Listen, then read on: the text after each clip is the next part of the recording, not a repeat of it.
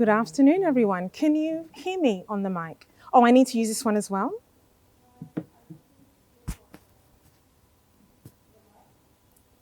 On this one? Ah, fantastic. Let me put that a bit lower.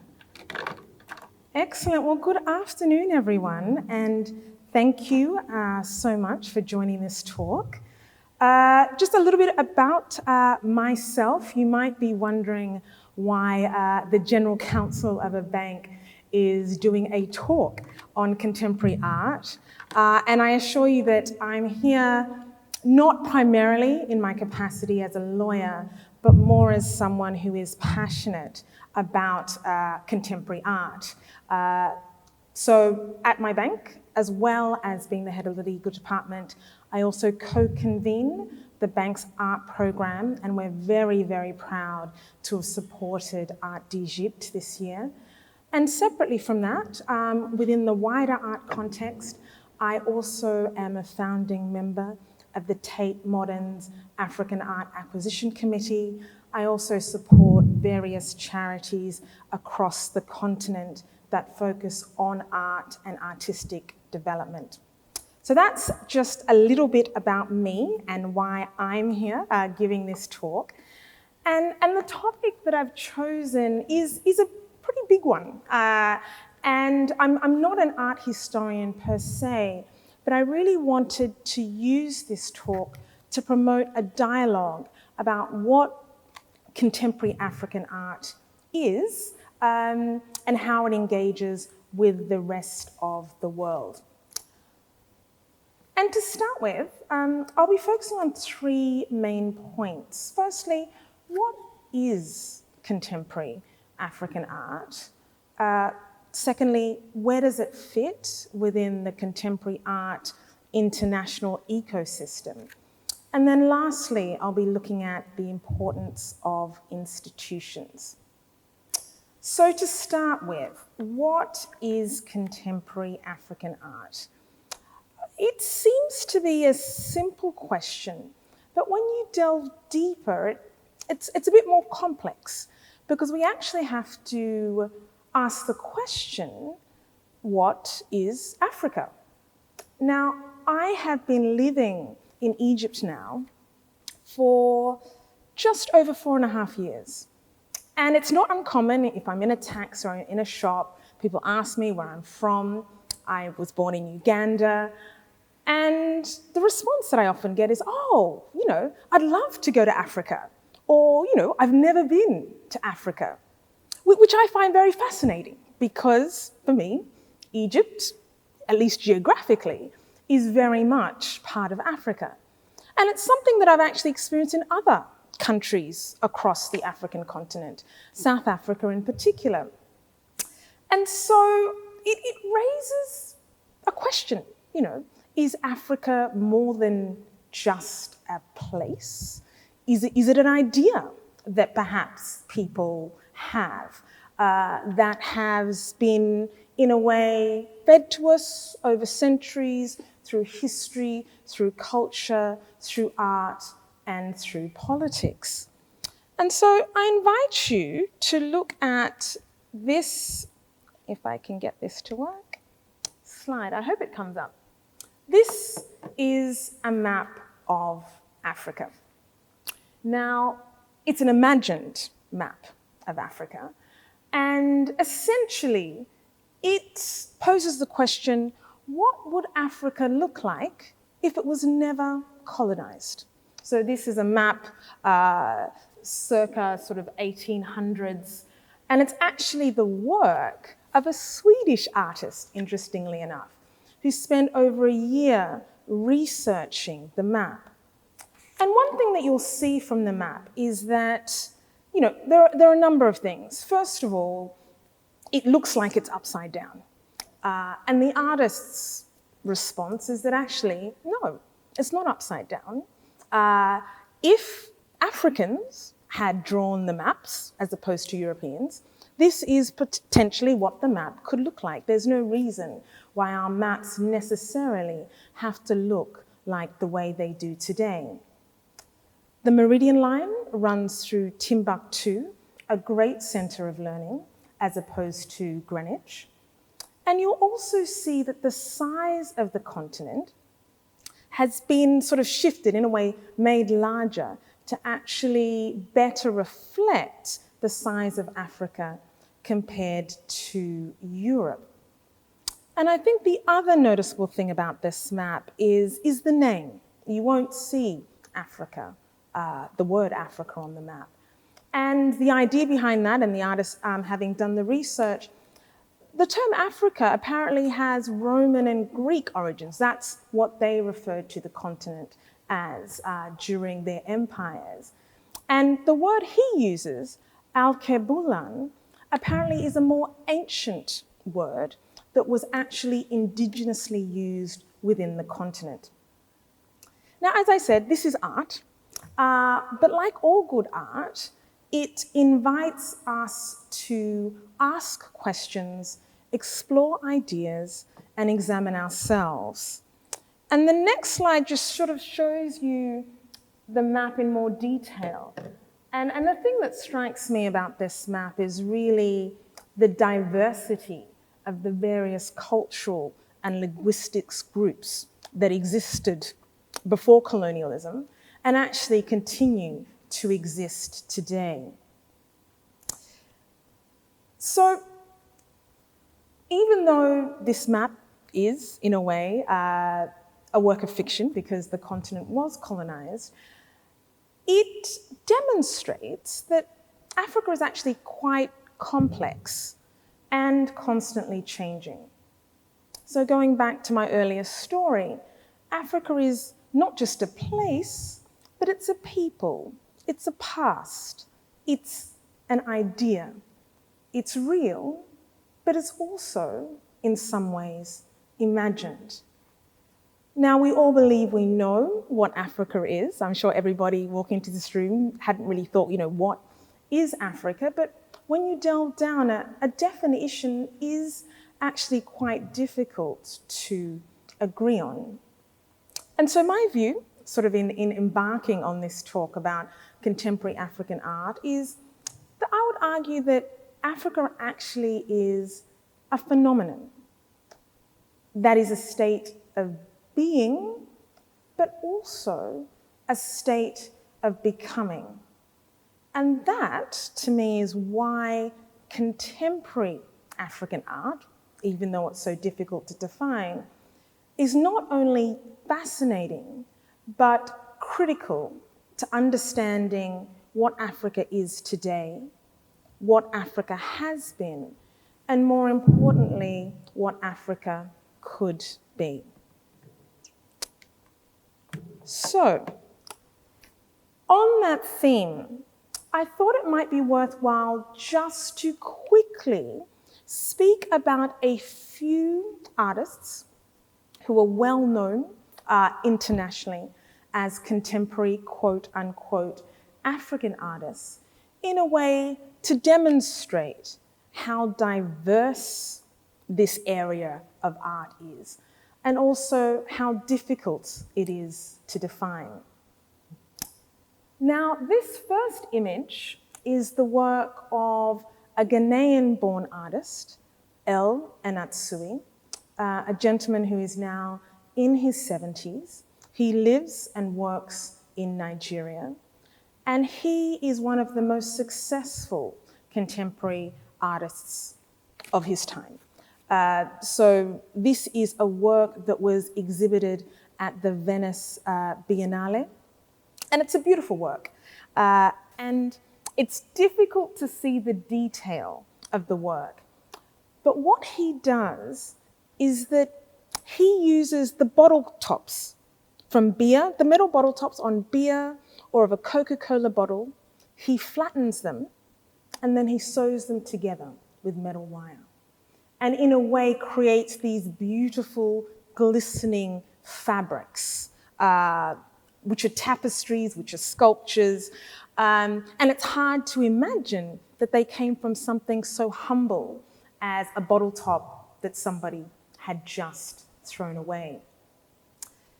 And what he is trying to do in his work is very much interrogate colonialism in a way, because interestingly enough, one of the, I guess, key imports that happened during colonialism was that of rum. So during sort of the earliest sort of times of European trade, Europeans brought rum, typically from the West Indies. And, you know, in a way, these bottle tops represent sort of that sort of intercontinental trade. And he's really trying to, I guess, raise questions about what is valuable, what is not, and also these engagements between, I guess, Africa and also the rest of the world. Moving on to the next artist, quickly wanted to mention, is Julie Meretu, born in Ethiopia, lives in the US, and an amazing abstract painter and works with drawing as well. She's well known for her monumental pieces, so it's really difficult to see on the slide here, but very often her works are as large, or if not larger, than this screen. And really for her, her approach is very different, and her concerns are also very different to those explored by Ellen Atsui. She explores architecture and cities through her abstract work. And in a way, you would say that this is a global thing, because more and more of us are living in cities. I mean, we're here in Cairo, an enormous metropolis. And what she does is uses the architecture of a city as a point of departure in which she then explores other themes through her abstract work. And again, a very successful contemporary, quote unquote, African artist, but as you can see, a very, very different aesthetic. Moving on to the next artist is Yinka Shonibare, MBE, I should add. So Yinka was actually born in the United Kingdom, spent part of his childhood in Nigeria, and then moved back to the United Kingdom, where he lives and works. Now, his artwork is very, very interesting, because what he seeks to do is really interrogate the relationships, the interrelationships really, between African history, European history, African economies, and European economies. So this picture shows one of the key motifs that he tends to use in his work. So you'll see the gentleman at the table is wearing brightly colored fabric. Now, this fabric is often assumed to be, quote, unquote, African fabric. So you go to any, most African capitals, you'll see women wearing brightly covered batik-styled cloth. But the truth is, it's not actually authentically African. And that's why he uses it in his work. Because when he was an art student in the UK, he was asked why his work didn't look African. I mean, he was quite interested at that time in the Cold War. So there's a lot of his research and artwork related to that. And so his teachers, I guess, other students will say, but why doesn't it look African? And his question, well, what is African? And so he uses this cloth in many of his works to really pose that question about what we assume is African and expectations of what African should look like. So this cloth, in fact, was printed sort of in the 18th century by the British and the Dutch for export to Indonesia. But when it got to Indonesia, they didn't like it. Apparently it was too bright. And so they then started exporting it to West Africa, where it quickly became part of local fashion and local culture. And many people you speak to today will assume that it came from Africa. But its origins, interestingly enough, is a mixture of, I guess, ethnic identities, which in some ways is very similar to, I guess, the identities of many Africans on the continent who also have multiple identities, being Arab, being African, being Christian, being African. And again, he seeks to raise these questions. The other thing I'd like to quickly say about this work is what it is actually depicting. So this work is actually based on the work of Goya, the Spanish artist. So I'll quickly show you a work. So you can see the original work, and you can see Yinka Shonibare's work. And at that time, Goya was really speaking about issues around political turmoil in Spanish society at that time. And what Yinka has done is, in a way, ask the same questions in respect of Africa. So going back to the title of the work, The Sleep of Reason Produces Monsters, when we look at the continent today, again, one could argue or ask, has reason gone to sleep? And again, he's trying to engage the viewer and get them to ask questions about, in a way, what the state of Africa is today.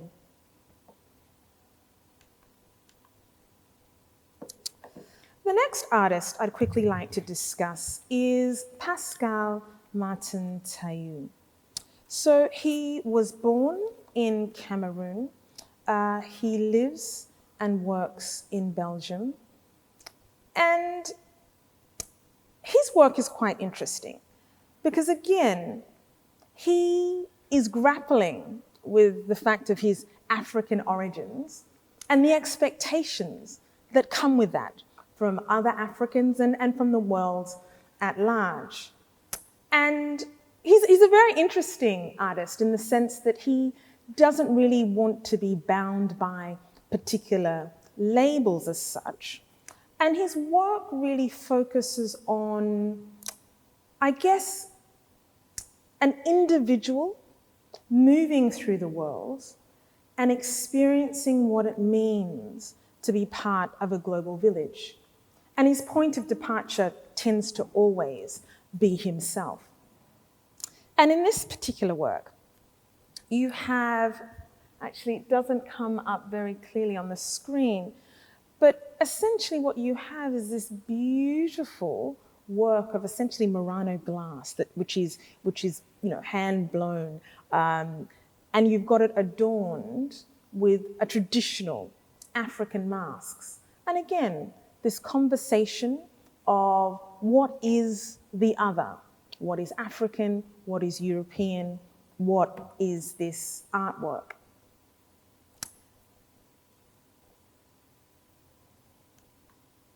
And then I probably won't spend too much time on this artist because I'm sure many of you are very familiar with this artist. Very well-known and internationally recognized Egyptian artist, Moataz Nasr.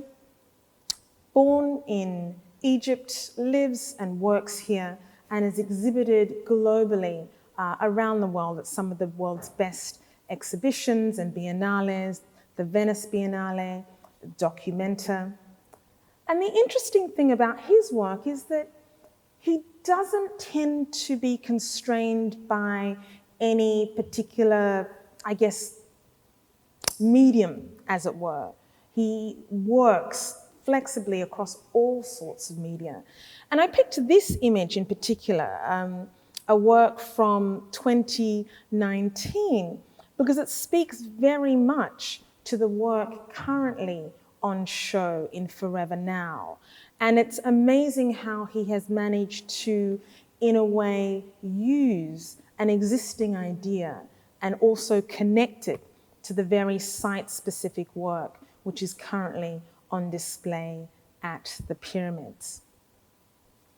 So that is just a brief survey of, a few internationally well-known artists doing incredibly well, just to show you the diversity that exists within this space. And again, how difficult it is to actually categorize and define. Now, moving on to the second question that I posed, and that was, where does contemporary African art fit within the international art ecosystem?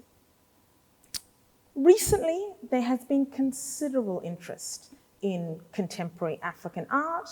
We see that from the auction results where African art is now going for hundreds of thousands of dollars, if not millions. We see art fairs dedicated to African art, and just generally a lot more interest. So, auction houses such as Bonhams and Sotheby's have dedicated African auctions, and African art is regularly shown at all the main art fairs. But one thing I think that's important to remember is that this interest and these developments are actually relatively recent, in the last 10 years or so, in terms of reaching this level of, visibility.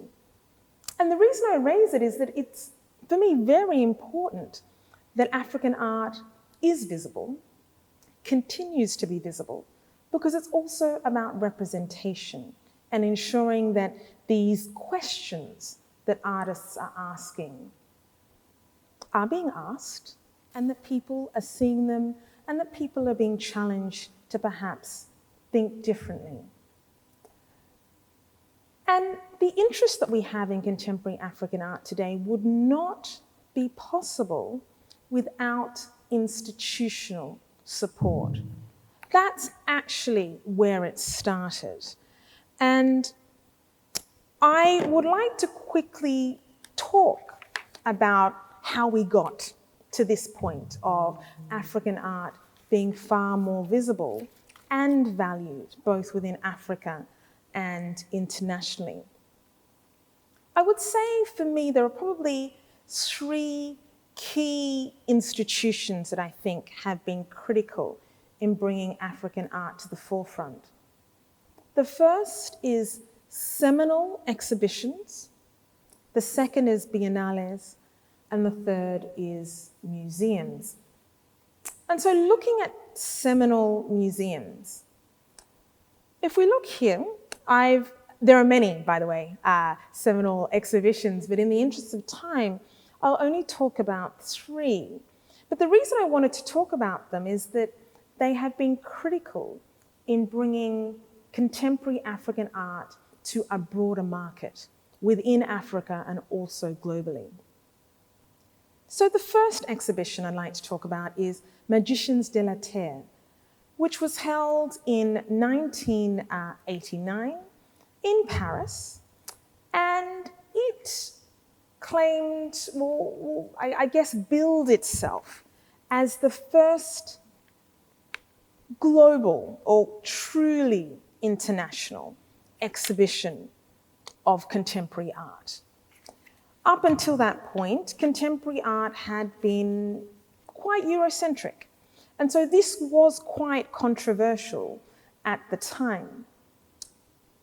The curator, Jean-Hubert Martin, got together 100 artists, or just over 100 artists, from 50 different countries, and about half of those 100 artists came from quote-unquote non-Western backgrounds.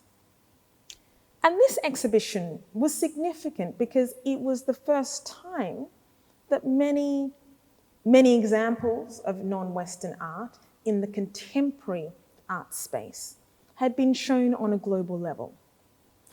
And it really challenged what was a very Eurocentric approach to contemporary art history. The exhibition was not without its controversy. Many people complained that perhaps the curator deliberately went and looked for artists who hadn't been, say, perhaps classically trained, sort of self-taught artists, and compared them to artists in the West who had been to art school. But even with those criticisms aside, it was a really important moment, at least socially in art history, in terms of asking people to think about what contemporary art is and the place of contemporary African art within that. The next exhibition I'd like to talk about, very briefly, is 7 stories about modern art in Africa. Now, this exhibition was held at the Whitechapel Gallery in London in 1995. And essentially, it sought in a way to be a bit less ambitious than Magicians de la Terre, but also delve a bit deeper in terms of what contemporary African art is and means. And this was an exhibition that was very well received at the time. The next exhibition that I'd like to briefly talk about is Africa Remix, which happened in 2005. And again, you'll see that, there are big gaps between sort of when these exhibitions happen.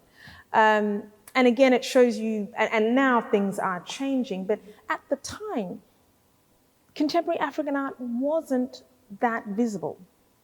So Africa Remix was an exhibition that was first shown in Germany, but it traveled to Paris, to Tokyo, and to London.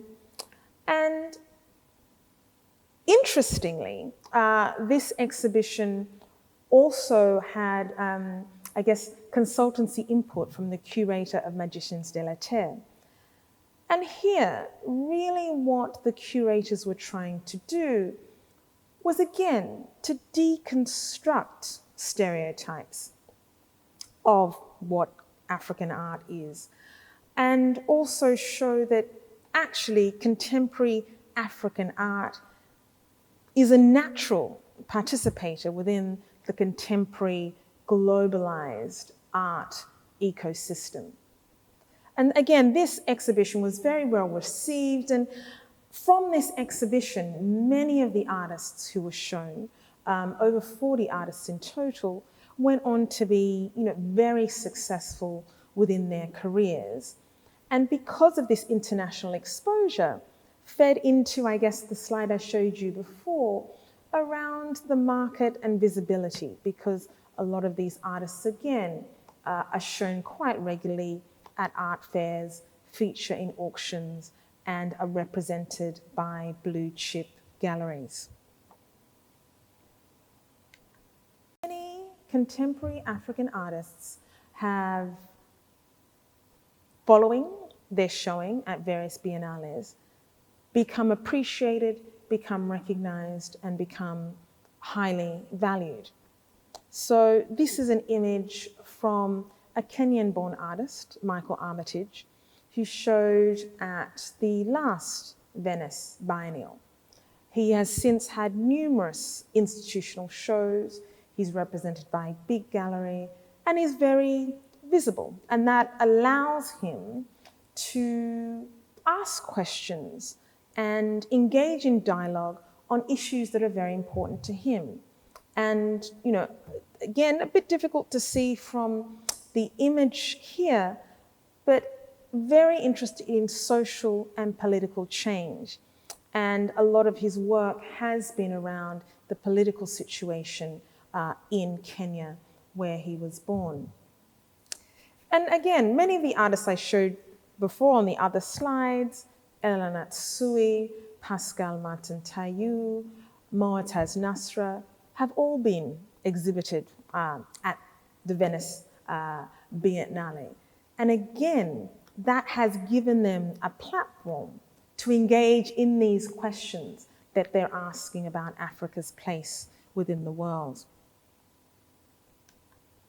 Another key biennial, which I'd like to mention, is Documenta, which is technically not a biennial because rather than happening every 2 years, it happens every 5 years.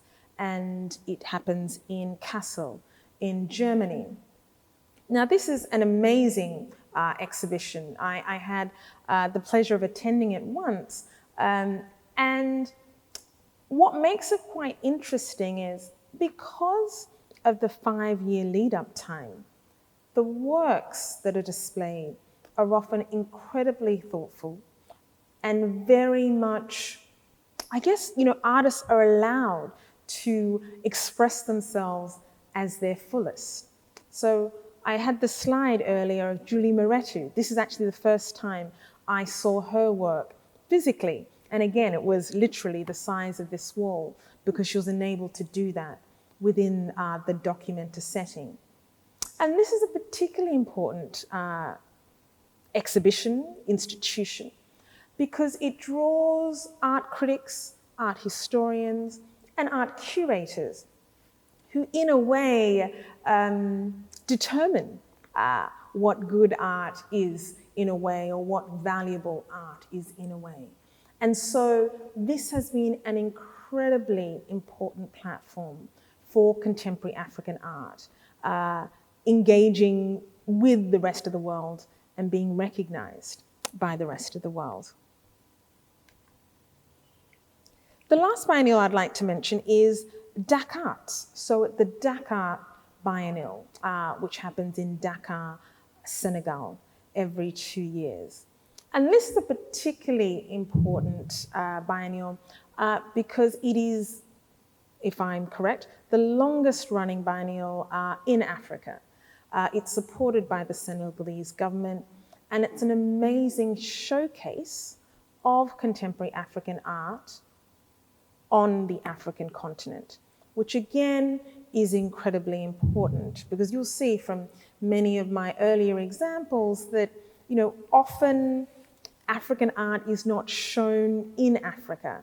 And this is a particularly important biennial because it shows the best of Africa within Africa. And again, it has been an incredible platform in terms of the conversations it's raised, but also the artists that have become well known because of it.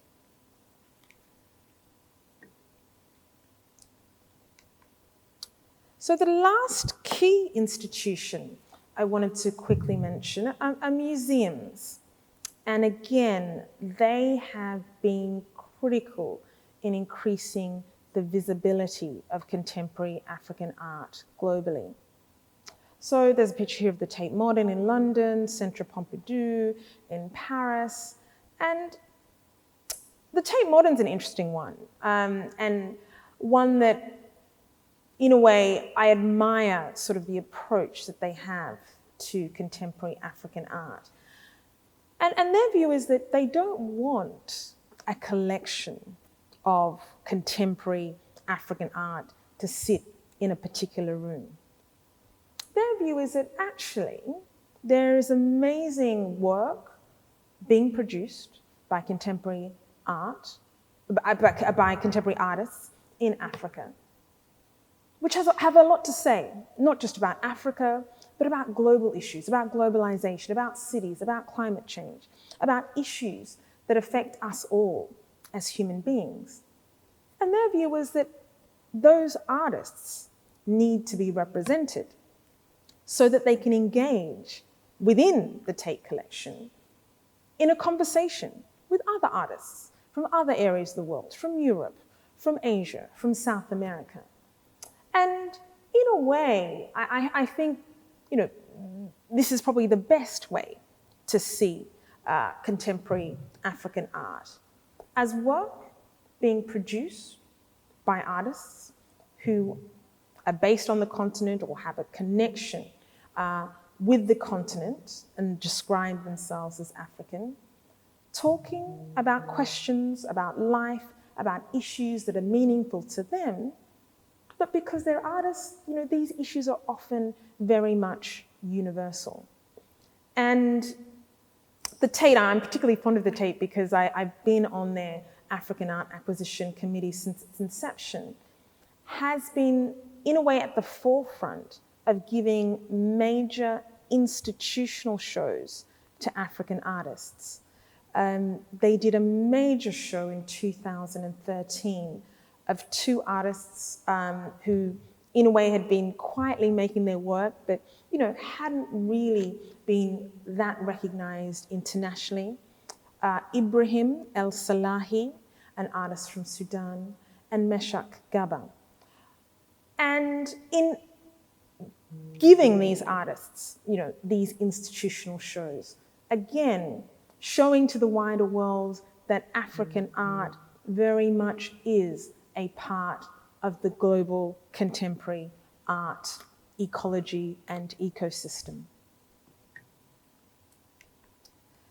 Also like to mention very much the importance of museums on the continent.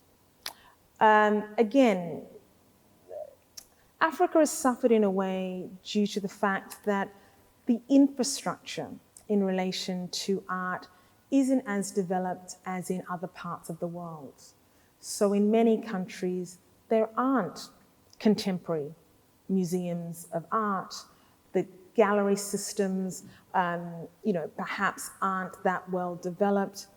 And it's so important that more museums of contemporary art are built so that art can be seen and experienced on the continent. Now, the first picture here on the left is the Shillong Museum, and that's a museum in Lagos, Nigeria, created by a collector, Prince Yemisi Shillong, who has an enormous collection, and he built this museum to house it. And it's amazing because, previously all these works were either in storage or in his home. But he's now made it public so that the local community can experience the artwork, engage with the artwork and what it says about Nigeria. So the collection is predominantly Nigerian, modern and contemporary artists. And then on the other side, you've got an image of the Zeitz Mocha Museum. So Zeitz Museum of Contemporary Art in Cape Town, South Africa. And again, this was developed by a collector of contemporary African art, who again wanted to share his collection with the world. And also, interestingly, this collection also has works of art that aren't necessarily within his collection on view for the public to see. So again, very important for the art to be visible, because if the art's not visible, we can't engage with it, we can't discuss it. So I'm drawing towards the end of the talk, and you'll see that this is quite similar to the work I showed earlier of Moataz Nasra. So this is the work that is actually on display at the pyramids now. And I'd just like to conclude really by emphasizing, I guess, the importance of having a dialogue around what contemporary African art is. The importance of supporting contemporary African artists and institutions that support them. Because in a way, art is about life. And if the works of contemporary artists from Africa isn't being displayed, isn't being discussed, there is so much that the continent, in a way, is missing out on. And it's not just the continent that is missing out on that experience, but the rest of the world as well.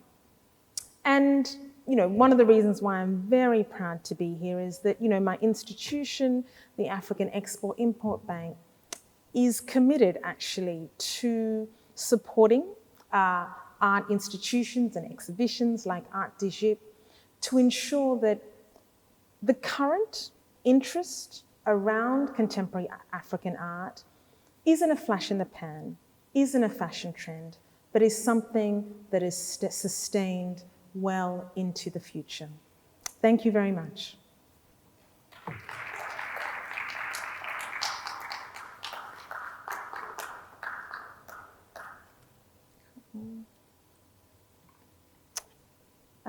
Malak, I don't know whether there's time for questions. I tried to keep to time. Yeah, we actually do have time, and I would like everyone to ask questions.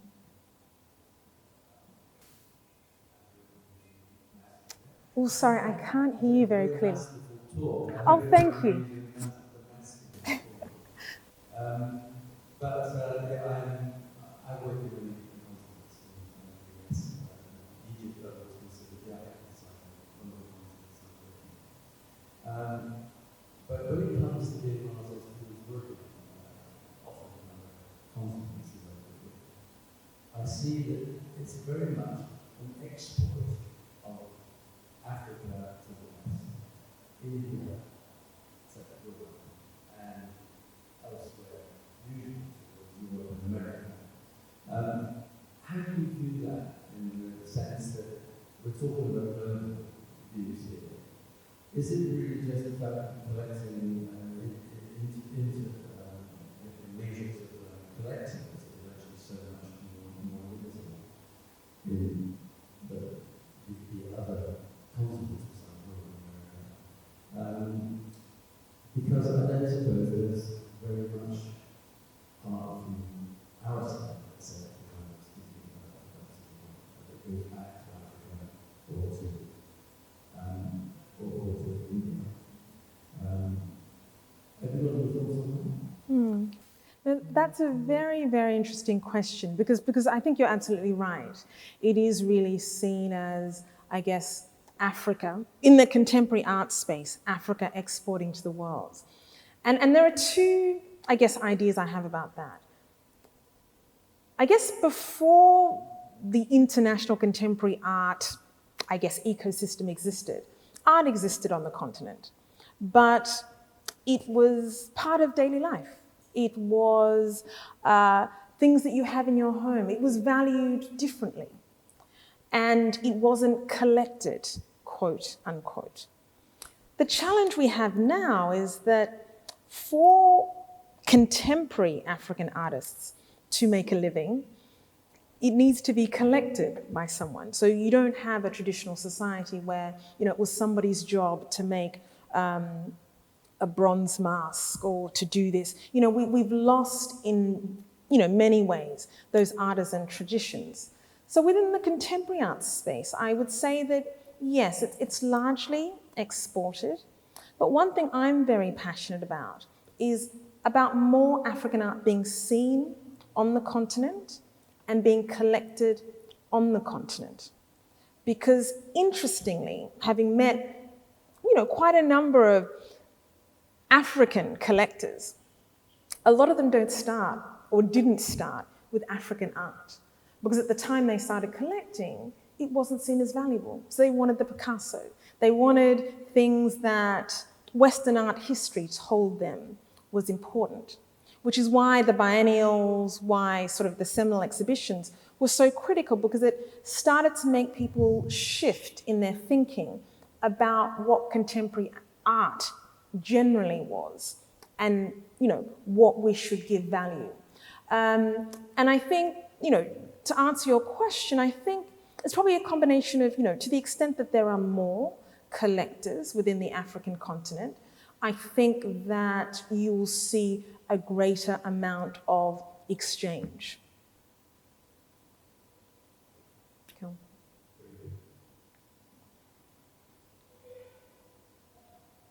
Any other questions?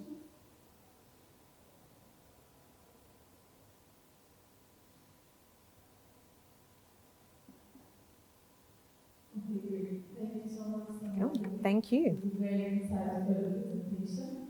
And we take just a 5-minute intermission to set up for the next talk. Thank you.